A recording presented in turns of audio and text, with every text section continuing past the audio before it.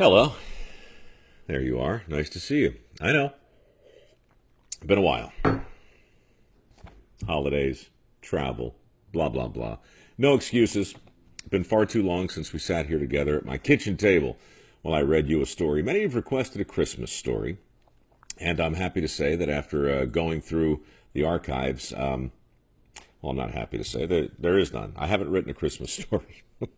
But there is a brand new way I heard it over there at mikerowe.com/podcast. If you haven't checked it out yet, just kind of put up a teaser last week. The official second season starts January 10th. Got a whole bunch of news stories coming. But I did find one about a gift I gave many years ago. The first grown-up gift I think I ever gave another grown-up. And that's not the inspiration for the story I'm about to read, but it nevertheless is a bit of a tertiary link to it, thereby making this a Christmas story. Technically, though, I believe you could argue any story read 1 week before Christmas is by definition a Christmas story. I may be stretching it a bit. Call it what you will. I call this the $100 billion bar. It's a true story. Ready? Percy was no stranger to making big decisions. He worked on secret projects for a large government contractor and supervised an elite team of physicists, engineers, and mathematicians. He understood the importance of being firm, clear, and concise with respect to all aspects of communication and decision-making. However, today, the choice facing Percy was simply too agonizing to rush: peanut butter or chocolate. Other people, less disciplined and more indulgent, might have chosen both, but Percy limited himself to one snack per day, so the decision was not so easily remedied. The bold and bittersweet luxury of the great American chocolate bar, or the rich and creamy goodness of a peanut butter cluster. Excuse me one sec. Come here, buddy. I was just reading the story, and you are horribly upstaging me. Where were we? Peanut butter cluster or a chocolate treat, one or the other. Happily, Percy's discerning gaze fell upon an intriguing confection that absolved him of any further procrastination: a peanut butter cluster drizzled with chocolate fudge. Hallelujah.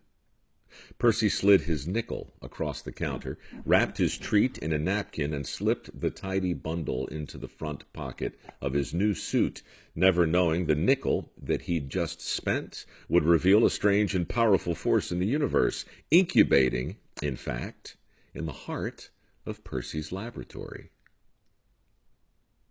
Really?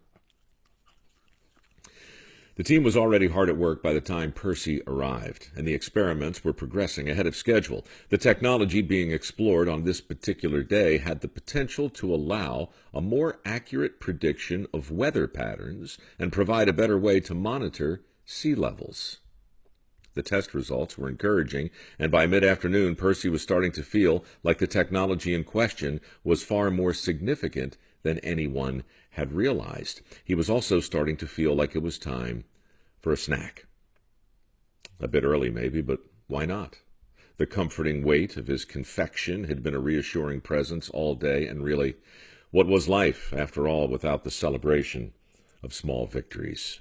But alas, when Percy reached into his pocket for the sweet to which he now felt entitled, it wasn't there. Good God, was it possible? Had forces unleashed in his laboratory somehow transported his afternoon snack out of his pants and into some other dimension?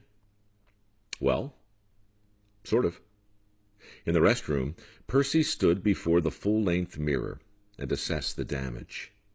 His confection had not been transported per se, but rather transformed into a liquid version of its prior self. Now it appeared to be a permanent part of his soiled but delicious-smelling trousers.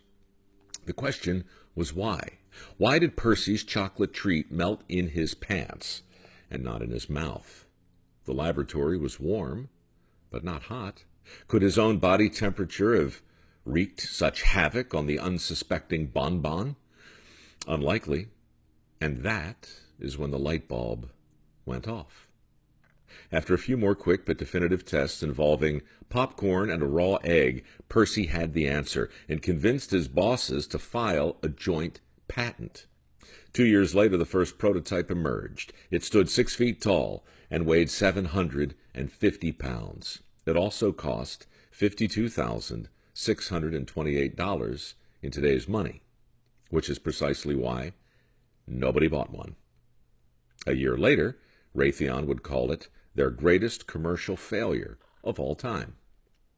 But a year after that, Percy's prototype came down in size, down in weight, and down in price. And over time, his invention would go on to sell 30 million units a year and generate well over $100 billion in sales, which is why Percy is in the National Inventors Hall of Fame today.